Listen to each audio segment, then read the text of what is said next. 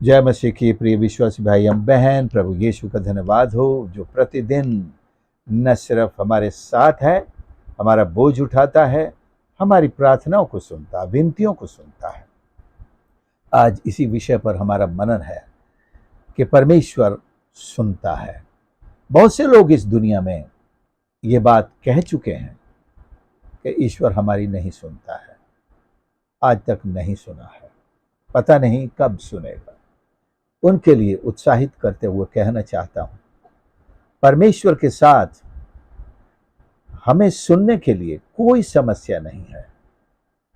ये रुकावटें हमारी तरफ से या हमारे खिलाफ पैदा की गई हमारे आसपास के शक्तियों से, लोगों से, अंधकार की शक्तियों से होती है कि हमें उस विश्वास में ही न आने दे कि हम विश्वास से भरकर प्रार्थना करें, हमें प्रार्थना ही न करने दे, मांगने ही न दे, क्योंकि नियम तो यही है ईश्वर का, मांगो तो तुम्हें दिया जाएगा, हमें मांगने ही न दिया जाए। बहुत से लोगों से आपने सुना कहते, नहीं मैं नहीं मांगूंगा, मैं कुछ नहीं बोलूंगा, मैं बिल्कुल नहीं मांगूंगा। परमेश्वर के राज्य में ये एटीट्यूड नहीं चलता है। मांगना पड़ेगा, भले हम उसकी संतान हैं, लेकिन मांगने से कोई हम भिखारी नहीं बनते हैं। मांगने से हम परमेश्वर की संतान ही बनते हैं, हम आज्ञाकारी संतान बनते हैं, हम नम्र और दीन बनते हैं, अपने आप को दीनता के उस स्तर पर लाते हैं। और मांगना भी परमेश्वर की संतान के अधिकारों में से एक है। यह अधिकार है भैया। अब हम अभी तक हम इस दुनिया में रहते हैं, इस संसार में रहते हैं।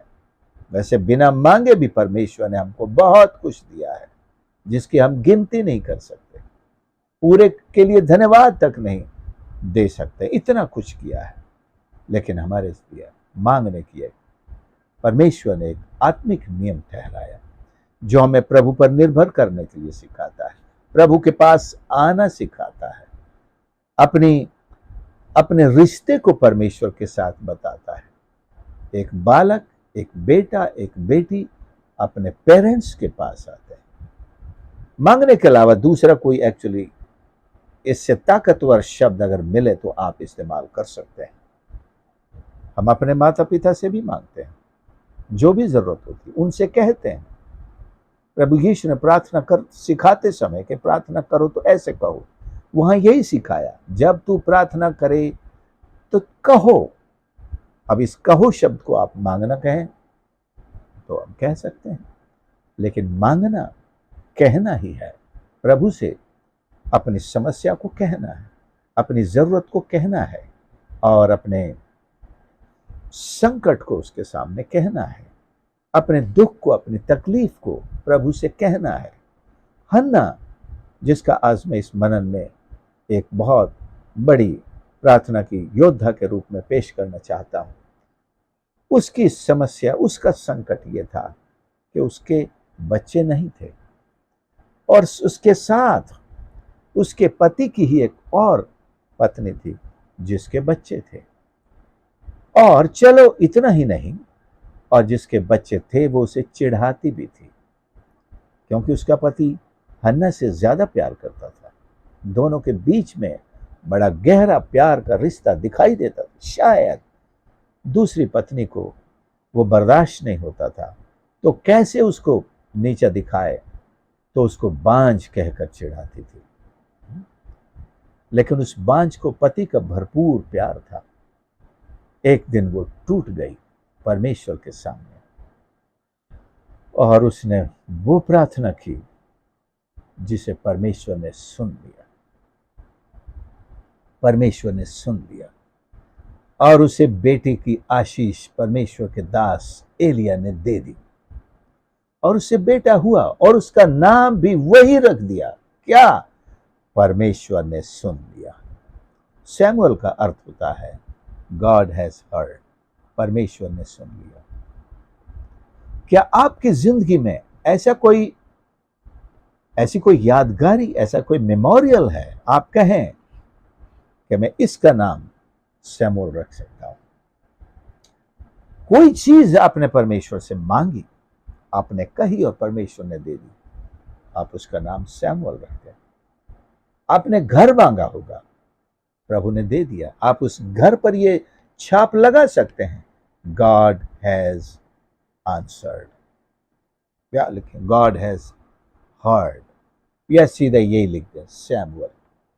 बच्चे, परिवार, नौकरी, सफलता, बिजनेस, सेवकाई, सेवकाई में भी बहुत सारे जरूरतें हैं। किस किस चीज पर? परमेश्वर ने तो सैकड़ों ऐसी आशीषें दी हैं। अगर हर एक पर हम यही लिखने लगे तो ये शब्द परमेश्वर ने सुन लिया, एक सील के रूप में लगाते चले जाए।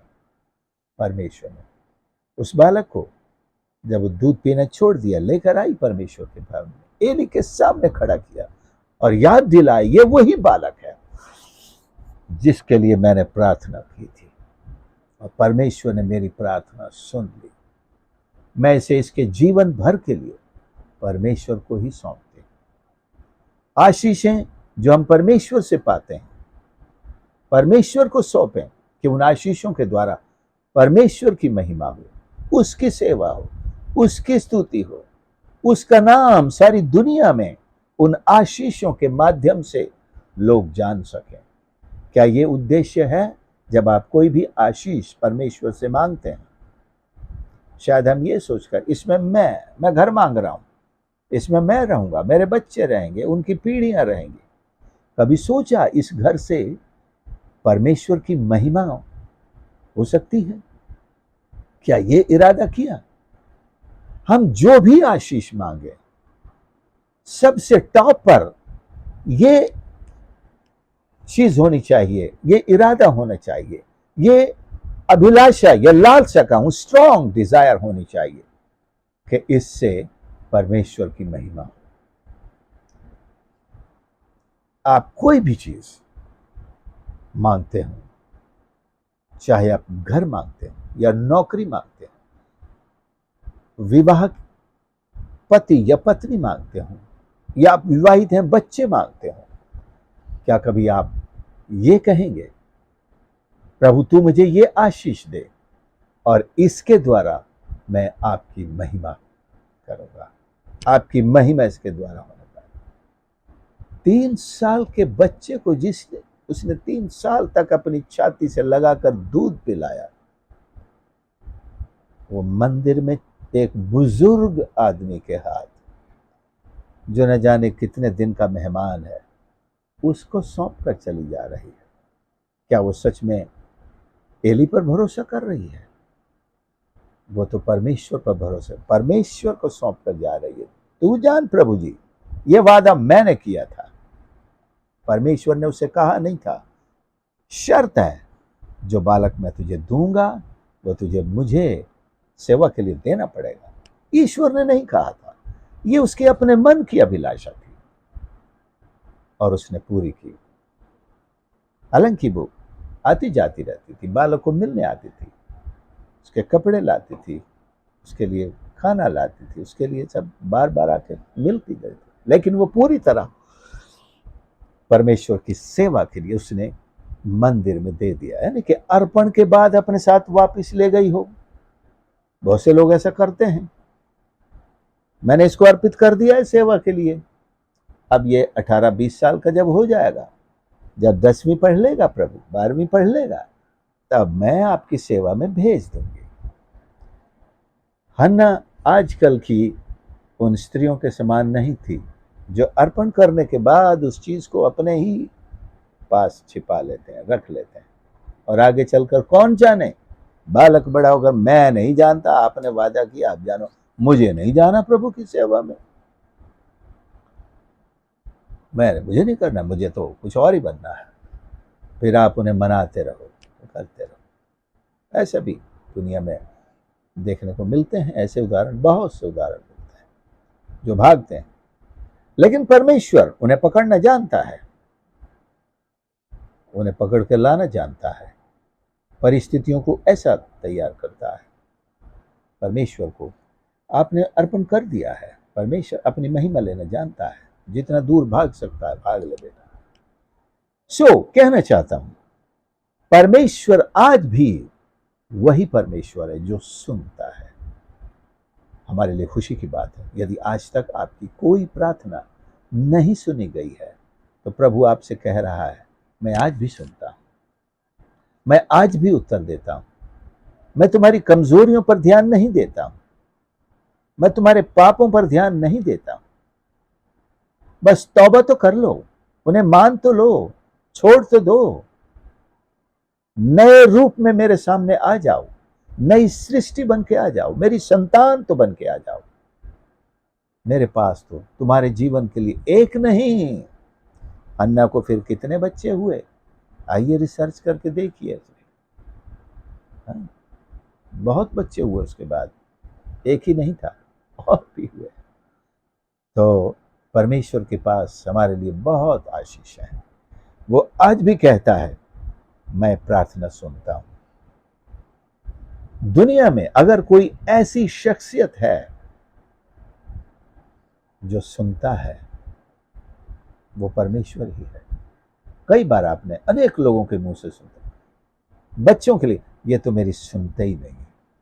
पत्नी ने पति के लिए भी कहा होगा, ये मेरी सुनते ही नहीं। पत्नी ने भी, मेरी बीवी मेरी बिल्कुल नहीं सुनती है। शायद कभी आपने भी किसी के लिए कहा होगा। लेकिन ईश्वर के लिए भी कई लोग हिम्मत कर जाते हैं, ईश्वर भी हमारी नहीं सुनता है। ये गलत आरोप है, परमेश्वर पर ये गलत आरोप है। परमेश्वर सुनता है, वो बहरा नहीं है। ईश्वर बहरा नहीं है। यशाया इसका जवाब देता है, मैं पढ़ के सुनाना चाहता हूं।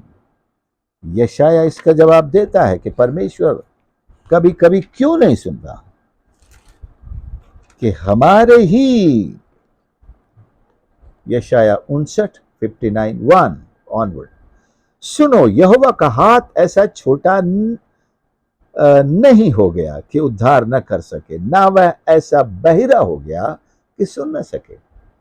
परमेश्वर बहरा नहीं हुआ है, काम करने के लिए उसका हाथ भी पैरालाइज्ड नहीं हो गया है। हाथ छोटा होने का मतलब पैरालाइज्ड होना है। किसी पैरालाइज्ड आदमी से कहो कि पानी का गिलास उठा कर दे दे, वो नहीं दे सकता बेचारा, छोटा हो रहा। कैसे हो, उसका हाथ काम ही नहीं कर रहा, उसमें सामर्थ्य नहीं है। परंतु तुम्हारे अधर्म के कामों ने तुमको तुम्हारे परमेश्वर से अलग कर दिया।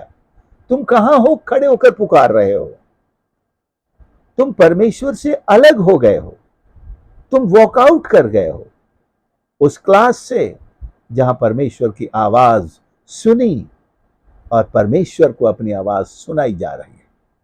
मैं तो कहता हूं इसके बावजूद भी वो सुनता है। अधर्म के कामों में गिरे हुए, पड़े हुए, परमेश्वर से अलग हुए लोगों ने भी उस हालत में भी जब पुकारा तो सुन लिया। लेकिन सुन तो लेता है, उत्तर देना उसकी मर्जी है। क्योंकि पहले इस लायक तो बनो, परमेश्वर के करीब आओ, उसके निकट तो आओ, वह भी तुम्हारे निकट आएगा। अपने दिल की बात उससे तो कहो, चाहे टूटे हुए क्यों ना हो, बिखरे हुए क्यों ना हो, पिसे हुए क्यों ना हो, मृत अवस्था में क्यों ना हो। कहेंगे मरा हुआ आदमी कैसे बोल सकता है? आत्मिक रूप से कईयों की आत्मा मरी पड़ी है, विवेक मरा पड़ा है, लेकिन फिर भी कभी किसी के कहने पर, किसी घटना में चिल्ला पड़ते हैं, मुझे बचा ले प्रभु। कहो तो सही। परमेश्वर आज, कल और युगान सुनने वाला परमेश्वर है। उसने यूहन्ना, पतरस और तीनों प्रभु के चेले पहाड़ पर, पीटर, जॉन एंड जेम्स, पहाड़ पर यीशु के साथ गए थे। उन्हें बड़ा आश्चर्य हुआ, तीनों का बदला हुआ रूप देखकर कहने लगे हम तो यहीं तंबू गाड़ते हैं, यहीं रहेंगे। आकाशवाणी हुई, ये मेरा प्रिय पुत्र है, इसकी सुनो। हम परमेश्वर से कह रहे हैं कि तुम हमारी सुनो प्रभु जी, आप सुनिए। पहले वो कहता मेरी तो सुन लो, मेरी भी तो सुन लो। परमेश्वर की सुने, आइए हम परमेश्वर की सुने, प्रभु हमारी सुनेगा। आइए प्रार्थना करें। प्यारे प्रभु जी, हम धन्यवाद देते हैं आपके पवित्र सामर्थी वचन के लिए। आप सदैव हमारी विनतियां सुनने के लिए तैयार रहते हैं, हमारे बोझ उठाने के लिए तैयार रहते हैं, हमें अपनी बाहों में लेने के लिए तैयार रहते हैं, हमारे सीने से लगाने के लिए, हमारे हर एक दुख को दूर करने के लिए, हर एक संकट को दूर करने के लिए, हमारे हर एक पाप को अपनी पीठ के पीछे फेंकने के लिए तैयार रहते हैं। परमेश्वर, हम स्वीकार करते हैं प्रभु, आप सुनते हैं। हम अपनी प्रार्थनाएं आपसे कहेंगे, अपने बोझ आपके चरणों पर रखेंगे, अपने दिल की बात आपसे कहेंगे, अपनी जिल्लत आपसे कहेंगे, नाम धराई आपके सामने रखेंगे, लोगों के ताने आपके सामने रखेंगे, लोगों की गाली आपके सामने रखेंगे, उनके श्राप आपके सामने रखते हैं। तो स्वर्ग से सुन ले परमेश्वर। आज हर एक सुनने वाले को प्रभु अपने हाथ बढ़ाकर आशीष दे। सुनने वाले में से हर एक ये कहने पाए, हाँ सचमुच प्रभु ने मेरी भी सुन ली है।